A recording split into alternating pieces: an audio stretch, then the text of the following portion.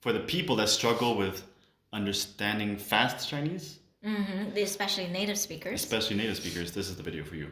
Keeping it very casual and just to provide a ton of value and answer the most commonly asked questions. Yes. Because we get a lot of questions around how do you train your vocab, how do you train your listening, how do you become fluent in Chinese, and so we're focusing on the listening part right now. Okay? Yeah, exactly. Cool. So high level, what's the problem with why can't people understand native speakers? This is a really fun topic. I have a lot to say. There's so many cases. So the first thing is you need to set the right mindset. Okay, the right mindset is, I think, is just crucial. You can be doing the same actions, but with different mindset, the outcome will be very different. The Example? first step is believe. Believe that you can do it. Believe it's not that hard. Believe that it's possible for you. So that's one thing. Believing that you will get there. That it's seriously, I want to tell you, there's so many people who have acquired that skills and then with months of training and they're getting there. So always have hope and then believe in yourself. So that's a crucial thing, I believe, in improving your Chinese. And the second thing is you need to know there are steps to things, right? Say Oscar, he is pretty good, I think, pretty athletic, but he's really good already. And we went to a triathlon, but he can say, oh my God, I'm not at Olympic level yet.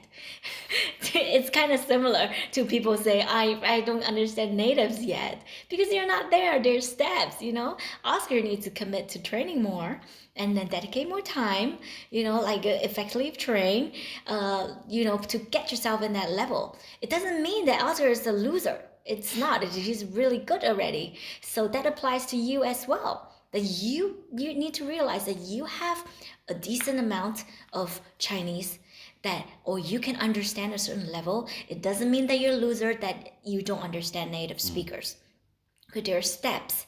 So that's what I tell the students, that you need to use listening effectively. Yeah. So maybe we can cover a few important steps, important things that people need to know when they are training their listening to see if it's effective. Yes, and maybe we can start with how do you measure your listening improvement? Because maybe people don't know that, and especially like sports, you can measure your time in a race. Listening, how do you measure your listening in Chinese? Okay, so for the measuring part, for beginner and intermediate learner, it's different way to measure. Okay, I'm gonna cover the intermediate learners because we mainly help intermediate learners improve. But this could still be useful, so that you know what's coming up if you're a beginner. Yeah, it's still so for you need to know where you're at, right? And then if you listen to say you watch YouTube videos, what kind of level of like Chinese do you understand? What kind of speed? So what I will do is my students, they watch YouTube videos every week. So I ask them to choose 3 levels. One is slightly easy for them. One is just right. Just right, just use your intuition judgment, which is like, oh, you don't, maybe you don't understand every word, but you can follow along, right? You understand the general context, you know what they're talking about. And one is like slightly more difficult. You kind of need to pay a little more attention, and some phrases you just lost it. That would be slightly difficult. So I think this is a really fun practice once you have these 3. So I asked them to revisit the video like every month. So say the beginning of October, you choose these 3, right? You can choose like more, especially the slightly difficult one. You can choose 2, for example. And at the end of the month, you review them. And then you can see the slightly difficult. Is it still difficult for you? And then maybe it's not a challenge anymore. Then you choose 3 types that are different, right? And a slightly easy, just right, and difficult. Your old slightly easy could be like really easy, and the slightly difficult become just right, and then you choose another one that is slightly difficult. And I think that's a really easy and not technology involved way to measure your listening. Wow. I did that with my Portuguese. It was so funny because I struggle so much in understanding that girl. I was like, I really want to know what she's saying. Yeah. Then after a few months, I think not even that, I think a couple of months, I understood her. Like, That's what so is cool. happening here? So that's clear progress. If I didn't choose that video, I didn't save it, I wouldn't have revisited that video. I wouldn't have known how much my listening has grown. Awesome. So being able to track the videos and know which ones are hard and then revisit them. Yeah. Sick. That's really cool. Easy, right? Yeah. Aside from that, you were going to say how else do you progress towards reading like fast native level listening? Yeah, so I would say choose the level that suits you now. There's a step to it. Oscar, he has steps to become an Olympic athlete, right? So us to understand natives, we need to choose the levels that suits us. So still, like these three levels of videos are friendly for you to consume, to watch, you know. So it's really important to watch things passively. That's counterintuitive for a lot of people who are hard workers. They believe if I am learning this material, I have to take notes. I have to learn the grammar structures. I have to do something with it. You don't. So that's actually something very new about language learning. So people don't know. The majority of people thinks that this is wild. You don't need to do anything. You just need to immerse yourself to Chinese that you're interested in and you can understand. Yeah. Like that's nice understanding level. Yes, exactly. What does that do? That does the thing is, it does so much to you. I'll, it, I just want to ask the question, do you want me to explain it in an easy way or complicated way? I bet it's the easy way, right? So the easy way is just you immerse yourself. Your ears get really familiar with Chinese. The important words get repeated in one video and another video because they're important and frequently used. So it's a really good review as well. And then just help your brain does accidental learning that you don't have to control. Picks up things that Chinese will become natural to you. So that's really important, like having enough input. Yeah. Right. I also want to mention one thing. It's most of us are visual learners. So I just talked to my coach. She last week she told me like I don't remember the number, but like we have visual stimuli, right? Auditory stimuli, but the visual one is the strongest. I don't remember how many times stronger, but a lot stronger.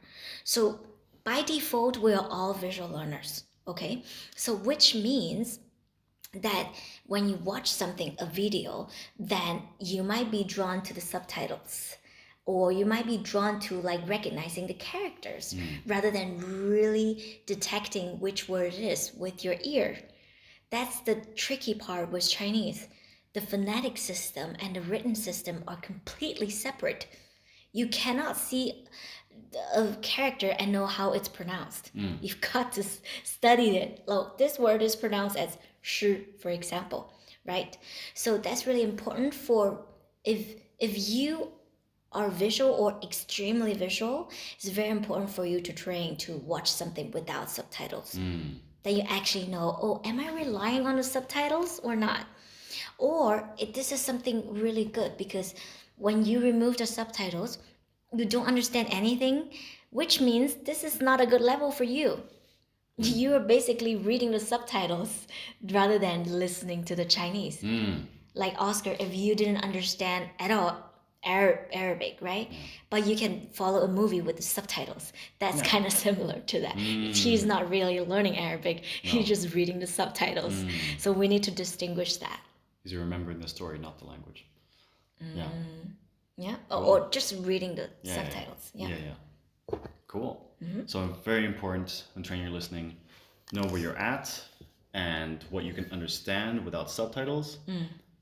then know what's slightly more difficult, set that as a target in a month, check in, does that become the easy? Then you progress from there. Yeah. I also want to mention the Last thing. power of listening to things that interest you. It's so big. It makes a huge difference, because a lot of people, they're great learners. They're like, my teacher asked me to listen to this, I will kindly follow, or this is the audio that comes from the textbook. Screw that. Seriously, screw that. There's so much good Better. input Yeah. out there right now. Nowadays, we're not 10 years ago anymore. We don't need to rely on those outdated materials, you know? There's so much fun stuff out there. Listen to things that interest you. It plays a difference. Like, say you sit in a dinner table, right? The couple next table is talking about something that you're really interested in. You will pay attention to that. You will like pay attention to that detail, as different than like, oh, they're talking about random things that don't interest you. The level of attention is very different. The attention to details is very different. The things that you can pick up is very different, and you have different emotions when you listen to that. Yeah. The brain remembers what you enjoy and what's meaningful for you. What's meaningful to you, exactly. So consume stuff and train with materials that are interesting. Interesting for you. Cool. Anything else? I think that's it. I think we have a lot more to cover. Of course, I have a lot to say. I have a lot to coach and teach. If you want to learn more, you can ask us questions under this video, and then we can make another video for you. Or even better on Instagram.